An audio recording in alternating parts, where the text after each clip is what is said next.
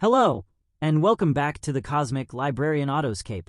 I'm your guide, and today, we're journeying into the most valuable terrain of all, the landscape of your own mind. If you've ever felt like your to-do list is growing faster than you can tick things off, or if you've spent an entire day feeling busy only to realize you accomplished nothing of true significance, then this is for you.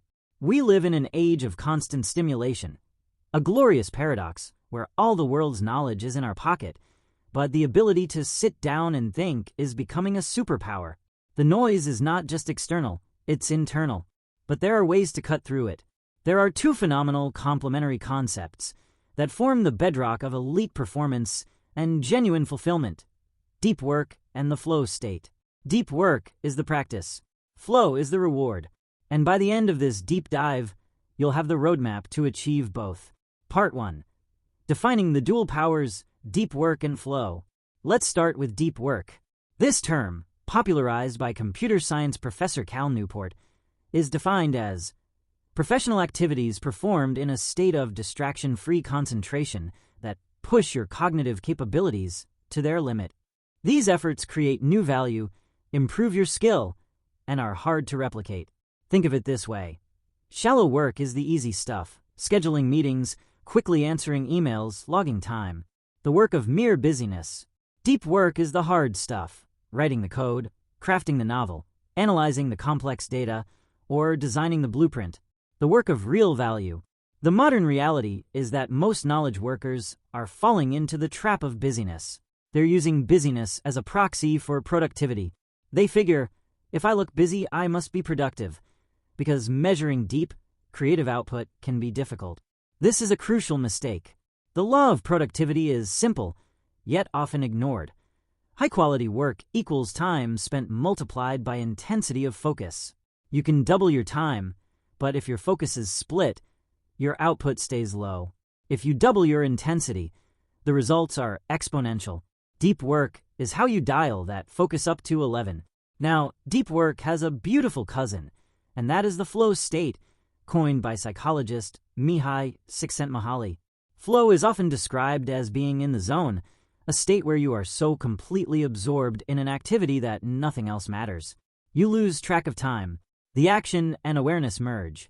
You feel a sense of effortless movement, even when the task is difficult. Think of the difference like this. Deep work is the demanding training session. It requires willpower and effort. Flow is the moment in the performance where the training pays off. It feels intrinsically enjoyable and almost automatic. Have you ever tried to assemble a piece of complicated flat-pack furniture? The instructions are vague, your hand is cramping, and the cat is using the box as a jungle gym. That is not flow. That is existential dread in particle board form. Flow, by contrast, is when you lose yourself entirely in a guitar solo, or when a puzzle piece clicks into place, or when you're sprinting on a trail and your breathing, stride, and the scenery all synchronize. It's when your skills perfectly match the challenge, creating a sweet spot where anxiety and boredom cease to exist. Part 2. The conditions for entry. How to build the gates to flow. To experience these states regularly, you can't wait for inspiration. You have to build the environment and the routine. Deep work and flow are not acts of magic. They are acts of architecture. 1. The challenge-skill balance. The most important condition for flow is ensuring the task is challenging enough to stretch you, but not so hard that it causes anxiety. If the task is too easy for your skill level, you get boredom. If the task is too hard for your skill level, you get anxiety. Imagine a concert pianist. If she is asked to play a simple children's tune, she'll be bored. No flow. If she's handed a new, impossibly complex concerto 5 minutes before showtime, she'll be anxious and overwhelmed. But when she plays the piece she's been perfecting, the one that pushes her fingers and memory to the absolute limit, she enters flow. The challenge is immense, but her skill is equal to it. 2. Clarity of goals and immediate feedback. You must know exactly what success looks like, even for a short session, and you must be able to tell, moment by moment, if you're succeeding. A writer's clear goal might be draft the introduction and the first 2 sections of the chapter. The feedback is the page filling up with coherent sentences.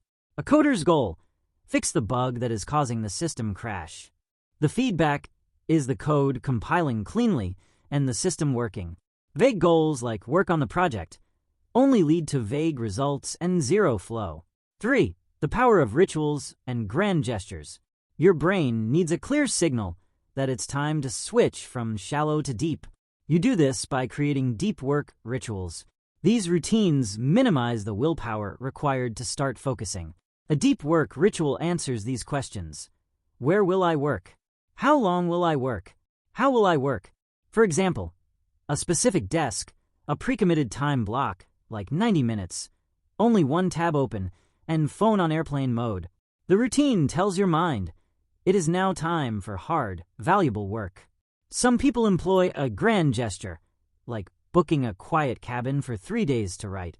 The point is to make the effort so significant that your mind and body are forced into the deep work commitment. Part 3. The uncomfortable truths. The problems with modern work. 1. The distraction problem and attention residue. The main enemy of deep work and flow is distraction. This is a serious problem because of a concept called attention residue. When you switch from task A to task B, your attention doesn't instantly follow. A remnant of your focus, a kind of residue, is left thinking about the previous task.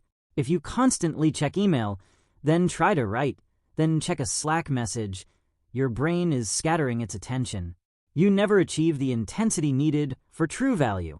You are constantly fighting the residue of the last distraction. This is why checking your email, just for a minute, is a productivity killer. You aren't just losing that minute. You're losing the 10 minutes after that where your brain is still quietly processing that email you just read about the upcoming budget freeze. Your attention is fractured. You've introduced a constant, low-level cognitive load that prevents the brain from diving deep. 2. The cult of connectivity. We have a cultural belief that we must be always available and respond instantly. This is the core engine of shallow work. If you are constantly answering emails and jumping into ad hoc meetings, you are simply serving the convenience of others, not the complexity of your own highest value work. You must implement rules to drain the shallows. First, schedule your internet use. Don't check email or social media whenever you feel like it. Schedule short, distinct blocks for these tasks. Outside of those blocks, the internet is treated as unavailable. Second, treat email like a tax. Minimize the tax. Can you reply with one sentence instead of 3 paragraphs? Can you structure your initial email to eliminate future back and forth? 3. The discomfort of deliberate practice. Here is the most uncomfortable truth. Flow is a performance state, but deep work is often a practice state. Flow feels good. Deep work often feels like a struggle. When you are genuinely pushing your cognitive capabilities to their limit, learning a complex skill, debugging a new system, or wrestling with an abstract problem, it is hard. It requires effort and concentration at the edge of your ability. The mistake people make is that they confuse the discomfort of deep work with a lack of inspiration. They get frustrated that they don't feel in the zone, and so they quit and retreat to the comfortable shallows of email. You must accept that the internal struggle is the most valuable part of the work. You are forming new neural connections. If it felt easy, you wouldn't be growing. The goal is not to feel effortlessly joyful all the time. The goal is to produce elite, high-value work, and that requires embracing the mental strain. Part 4. The final rituals and the way forward. To build your focus muscle, you need to train your mind to resist the craving for distraction and to embrace boredom. 1. Productive meditation. Don't fill every moment of downtime with a podcast or news feed. Use waiting in line or walking to a meeting to intentionally focus on a single, well-defined professional problem. No notes, no phone, just dedicated, uninterrupted thought. This rebuilds your capacity to concentrate. 2. The shutdown ritual. At the end of your workday, create a ritual to definitively close the loop. Look at your tasks. Make a plan for the next day. Then tell yourself out loud, "Shutdown complete."